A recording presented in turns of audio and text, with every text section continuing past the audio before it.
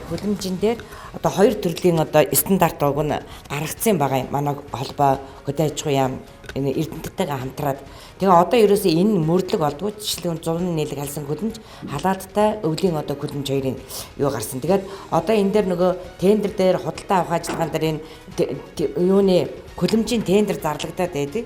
А гэтэл яг тэр барьж байгаа газрууд нь бол яг энэ одоо стандартыг одоо мөрдөхгүйгээр тэгээд одоо юу хөлөмжүүд ингээ бариад байгаа. Ялангуяа энэ хүнсний хувьсгалын үед бол маш их олон зуны нийлэг хайсан хөлөмжүүд хөдөө орон нутгаар одоо их баригдаж байгаа учраас энэ орон нутагт зарлагч байгаа энэ тендер дээр бол энийг одоо анхаарч яг энэ яахгүй бол маш одоо чанаргүй тэгээ яг нөгөө худалдаа юундар чинь хамгийн үнийн одоо доод хэмжээгээд ингээ барьцаас хамгийн одоо чанаргүй тийм одоо хөлөмжүүдийг авчирч нийлүүлээд байна. Энэ нь болохоор бидний одоо ургамлын ургацанд одоо нөлөөлдөг учраас бидний гаргацсан юунуудаа стандартуудаа яг мөрдлөг болгож өгөөч гэж одоо ингэ юу яах гэж байгаа.